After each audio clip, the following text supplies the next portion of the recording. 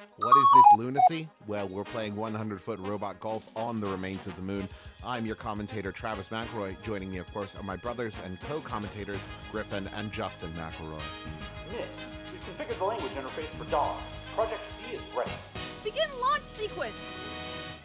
This week in gaming, Atari founder Nolan Bushnell has started a VR company. Activision has reported that Overwatch is at 20 million players. Beyond Good and Evil is currently free at club.ubisoft.com, so don't forget to co-claim it. Turok 2 is coming to PC. Version 1.2 of Kerbal Space Program is out. Cuphead has been delayed to mid-2017, and the PlayStation VR has been released. This is 1RBC Gaming Weekly. Who's mommy's good golf baby? Is it you? I suspect it is. Let's see it on the next hole.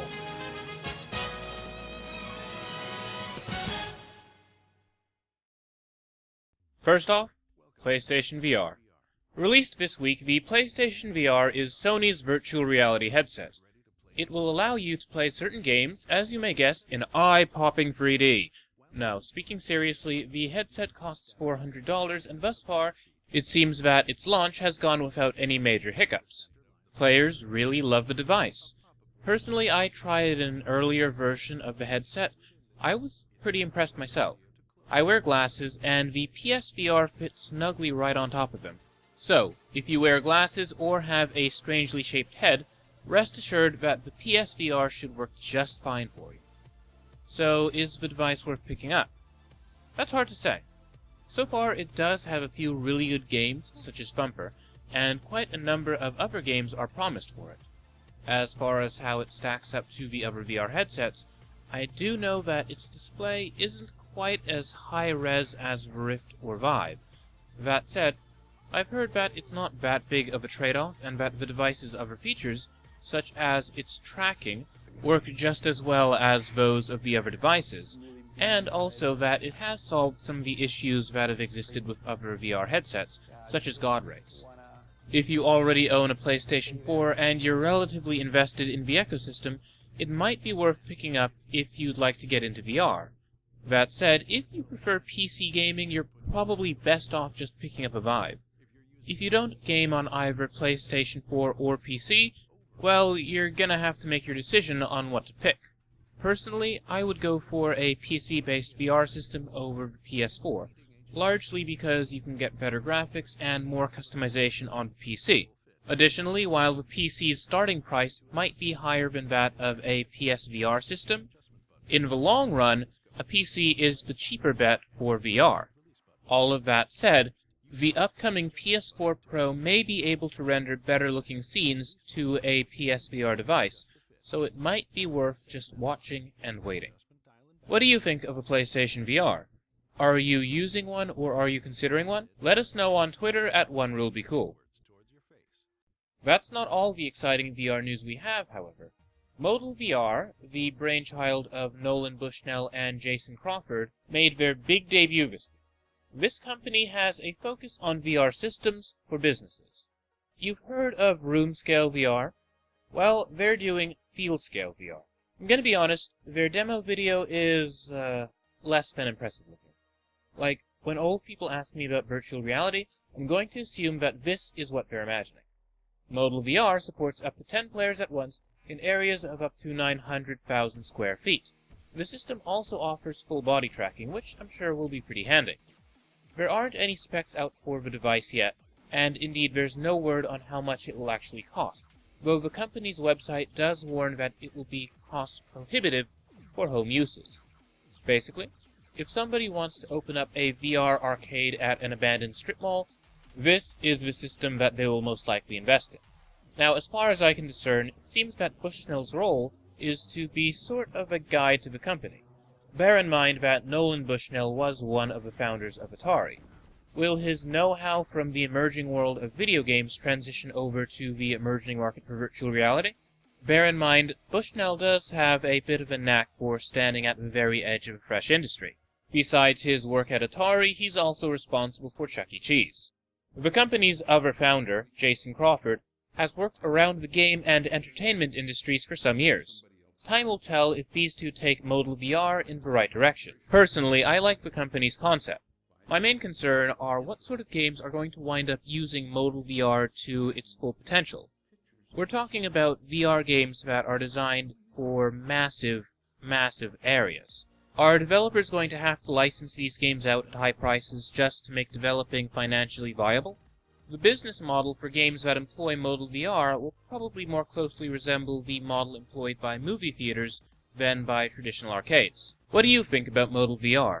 Do you think we'll see a whole bunch of VR arcades popping up? Let us know on Twitter at OneRuleBeCool, and we'll be happy to share your thoughts on next week's episode. Make no mistake, war is coming. An interesting StarCraft 2 mod was released this week. Called the StarCrafts mod, it replaces the fancy 3D graphics of StarCraft 2 with something much cuter. Custom hand-drawn cartoon graphics. It's available right now through the StarCraft 2 arcade, and it is adorable.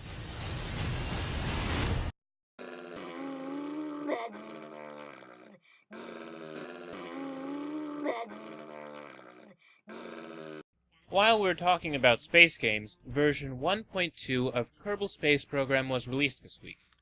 This update brings to the game the ability to build communication networks, remote control vehicles, and more. For starters, you can now use satellites for recon. Want to scan the terrain? You can do it thanks to satellites. You can also establish communications networks to better control your probes and keep that sweet science flowing from space to your command center. Additionally, some other little fixes have been made, such as improved wheel stability and general quality of life improvements. This update is currently available for the PC version of the game. The console versions are set to receive the update eventually.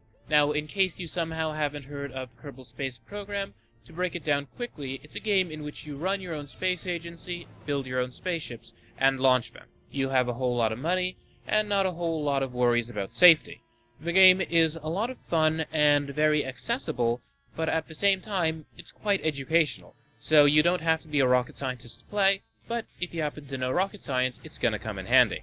Kerbal Space Program is currently available for Mac, Windows, Linux, PlayStation 4, and Xbox One. If you're a fan of Activision's Skylanders franchise, good news. Maybe not so good news. Skylanders Academy is coming to Netflix in a couple of weeks, and it stars Justin Long, Ashley Tisdale, and Jonathan Banks as Spyro, Stealth Elf, and Eruptor, respectively, from Activision's Toys to Life game hit. Frankly, the whole thing looks kinda silly. I mean, I get that it's a product placement show aimed at kids, but I feel like they could stand to produce something better. Maybe it's because I was spoiled with PBS growing up, but honestly, I prefer to hold kids' TV to a higher standard. So on the one hand, while it's nice to see a video game television show hitting Netflix, I'd much rather see a better video game television show hit Netflix. That's grumpy. Really, dude?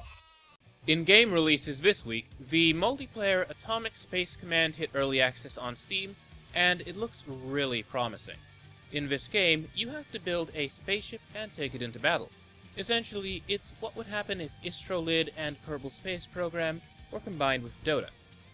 The game has some pretty interesting features. Besides boasting both local and online play, one of the things that really caught my eye is that you can take command of a ship with a friend. Additionally, you can build AI-controlled ships to build yourself a fleet. Now, this all sounds very exciting, and it's gotten pretty good reviews thus far from the players, though you should note that right now, the game is still in early access, and it still needs quite a bit of polish. The biggest complaint at current, it seems, is that it doesn't have a very good tutorial and its controls need work. So you might want to hold off on picking this one up, but you should keep it in mind if this sounds like the sort of game that you're after. If you don't mind the experience being rough around the edges, Atomic Space Command is now available for Mac, Windows, and Linux. God game Reyes was released on the Xbox One and PlayStation 4 this week. Now, in case you've not heard of it, the game's premise is that you play as an elemental giant. Your goal is to bring a planet to life and generally make it a nice place for its inhabitants. Now, this game was previously released on PC, where it garnered quite a bit of praise. It's worth checking out if you're looking for something a bit different in a God game. If you've played and loved the incredibly wordy Sunless Sea, you might be pleased to hear that the Submariner DLC was released this week. In case you've not heard of it, the Lovecraftian post-apocalyptic Sunless Sea was released on Steam last year. It's a surreal, dark survival game set in the Fallen London universe. Now, it's a game with a lot of text. I've not played it, but from what I've been hearing, it's basically a few fantasy novels jammed into the space of a game, and quite a few people really seem to love it. If you want your FTL mashed up with Lovecraft, this is the game for you. The Submariner DLC is available for Mac, Windows, and Linux, and has thus far gotten great reviews from both the press and players. As you may guess, it brings submarines to the game, as well as all sorts of creepy undersea creatures. Alright, so we have quite a few virtual reality games out this week thanks to the launch of the PlayStation VR. One of the most exciting thus far is actually a rhythm game by the name of Thumper. You play as a space beetle flying down a track at high speed. Now, this game has thus far gotten pretty great reviews, though there have been some complaints about the level design, specifically that it can get a touch repetitive. That said, it's also a very intense experience. Besides being available on the PlayStation 4 for PlayStation VR, it's also available on Steam for Windows. Thumper is set to receive HTC Vive and Oculus Rift support later in the year. If you're a fan of audio surf, but you're looking for something more intense, Thumper is the game for you.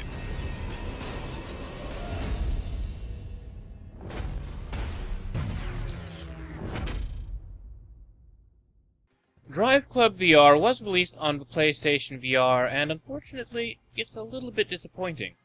A virtual reality version of the well-loved Drive Club game, the PlayStation VR version of this game is apparently missing a few things. It's short on content, but in spite of this, it does play quite well. It's one of the better-looking games you can get for your PSVR. It's a racing game in which you actually get to see the inside of the car that you're racing around in glorious detail. So if you're looking for a fun, but not necessarily particularly complex racing experience, check out Drive Club VR.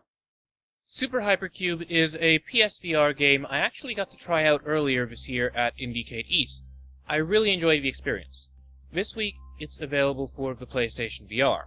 Now, Super Hypercube is something simple but special. You rotate shapes in order to fit them through holes.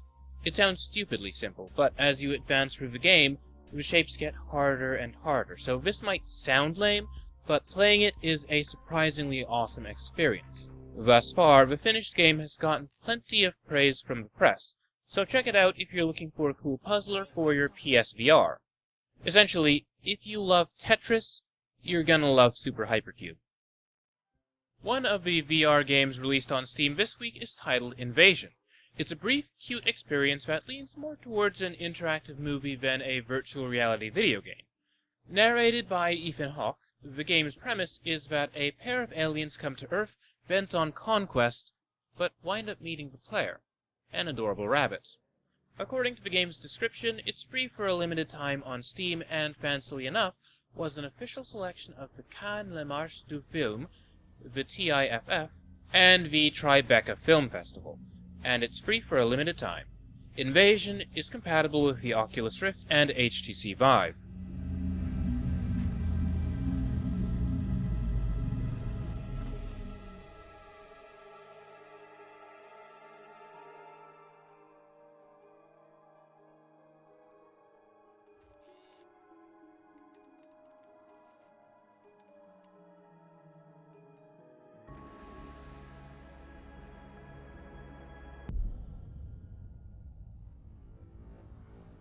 And now, for a brief word from our sponsor. Wow, somebody finally did it. And fishermen around the world say this lure will change fishing forever. You tie a line to it, you throw it in the water, you pull it, and it catches fish. It's almost like they have to eat it. That doesn't look like a fake bait. The Mighty Bite is... that's something. Imagine a lure that will make fish bite hard, hold on, and refuse to let go until you hook them and reel them in. Say hello to Mighty Bite. And nothing catches a fisher's attention better than a wounded bait fish. And that's exactly how Mighty Bite looks, sounds, smells, tastes, and feels. That's why fish cats say no to Mighty Bite. It's better than live bait. And get the Mighty Bite fishing system now. Hey, Mighty Bite Hand 5. Woo! Oh yeah. In today's special TV-only offer, you get the original 5-cents fishing lure system, the Mighty Bite. You get 8 pre-rigged, ready-to-fish Mighty Bite lures in proven multiple sizes, shapes, and natural colors. So you're locked and loaded to catch everything from panfish to giant bass to trophy-sized saltwater game fish. In crowdfunding news this week, the game Dwarrows has captured our attention. Now, the game's premise is that the Wood Elves have fled their homelands in the wake of disastrous flooding. It's up to you to help them in their new land, where they'll be working to restore an old keep from a long-abandoned settlement. Dwarrows includes some base building and town management elements. Besides deciding what buildings go where, you also have to make careful decisions for the sake of the in-game economy. The developer's aim with Dwarrows is to make a game that's a peaceful adventure, but also includes some puzzle elements, which sounds like a pretty interesting premise. So besides just hanging around and building a town, you can also go exploring the surrounding woods and other areas. From there, there's other stuff to do, like resource collection, mining, etc. So if this sounds like your sort of game, be sure to check it out on Kickstarter. Dwarrows is set to be released on Windows, Mac, and Linux, May of 2017.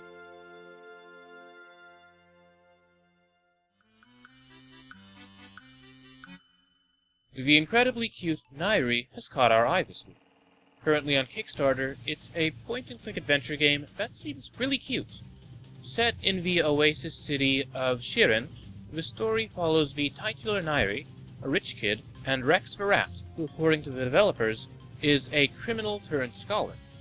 They uncover a mystery in the city of Shirin. The developers are aiming the game at players of all ages, so if you have kids and you're looking to get them into adventure and puzzle games, you might want to check out Nairi. Its story is inspired by, interestingly enough, The Last Airbender, Toy Story, and Spirited Away. It's set to be released May of 2017. Personally, I find myself drawn to the game's art style, and I think the premise sounds pretty fun. Nairi is currently in development for Windows.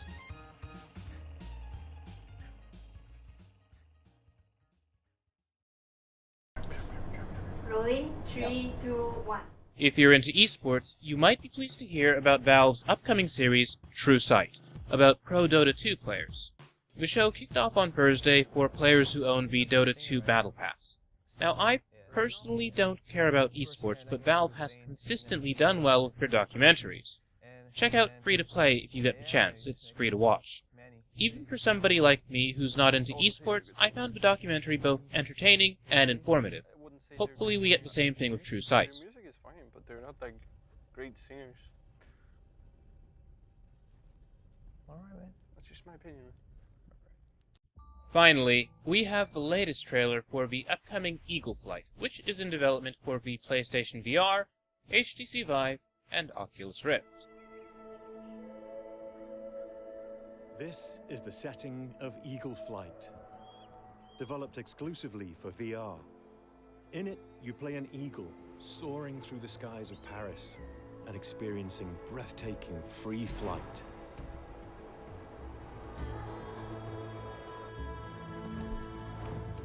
Your first task as an eagle is learning how to fly, and as you take to the skies for the first time, you'll quickly become comfortable exploring the world. In Eagle Flight, flying with VR is intuitive and effortless. Tilt your head left or right to turn. Look up or down to climb and dive. Your eagle responds directly to each precise movement you make.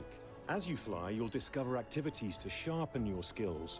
Single-player gameplay modes include aerial parkour, where you'll weave through ring courses, dynamic chases where you must evade foes, and online ghost races, where you'll compete against friends and other players.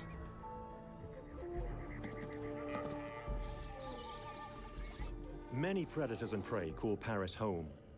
And as you progress through 5 chapters across the city, you'll find historic landmarks guarded by rival animals. You must conquer them and secure your nest.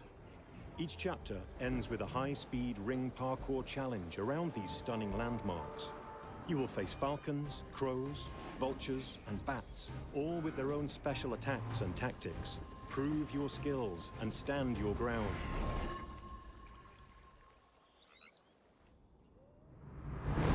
Paris is full of hidden areas, like the subway system and catacombs. These regions contain over 20 high-speed circuits that will test even the most experienced flyers. This is just a glimpse of the activities you'll find in the world. There are also story challenges, missions, and hidden collectibles to find throughout the world. Paris is full of things to see and do. Your progression through Eagle Flight is just the start. In addition to free flight, you can also team up with players online to test your skills against others. In multiplayer mode, you and up to 5 friends can explore Paris and compete in thrilling team-based dogfights across 6 multiplayer areas. The rules are simple. Try to grab the rabbit and bring it back to your nest. Use your scream ability to fend off your opponent with a shrill attack, and protect yourself with your shield. Most importantly, fly like the wind to outmaneuver your opponents. There's a natural rhythm to multiplayer, and joining with others is key to taking over the skies. Experience flight like never before. For the first time in virtual reality, the sky is yours. Well, that's it for this week's game news. Be sure to follow us on Twitter at OneRuleBeCool for all the greatest gaming editorials. Be sure to follow me at Jordan_Cameron if you care to hear more from me. Hey, you're still listening? Well, hello there. I guess it's time for me to bring you up to speed a bit on what I've been up to lately. In case you haven't heard the news, I'm hard at work on a brand new book. It's a book specifically for people who are producing their own games and are on their own when it comes to marketing. Now, the book itself is not a marketing guide. Rather, it's specifically meant for dealing with the press. So, if you're looking for general video game marketing advice, this might not be the book that you're looking for. However, if you're looking for advice specifically relating to getting in touch with game journalists, how to best keep coverage coming, you're going to want to take a look at this. Now, if all of my production goes according to schedule, we should have a fancy cover ready next week. So, be sure to tune in next week to see just how it looks. If you're a game developer and you're interested in receiving the book at a discount, you should chip into my Patreon as soon as you can. The reason for this being that at the $3 level, you get a copy of the book. This is quite a deep discount from what the launch price will be. If you're curious about my general ability as a writer, I do suggest checking out my previous book, Me Squared, which is actually a sci-fi novella about a boy whose parents cloned him. It's a pretty fun story, I think, and you can find out more about that at mesquaredbook.com. If you're wondering why I'm uniquely qualified to tell people about how to best deal with video game journalists, well, I am one. I have been a video game journalist for the last 5 years, and I've seen a lot of good press releases, and I've seen a lot of bad press releases. I've seen plenty of PR done wrong by people who just don't know what they're doing. It's really quite sad because I've seen a lot of good games hampered by a lot of bad PR. So, that's just what I've been working on lately.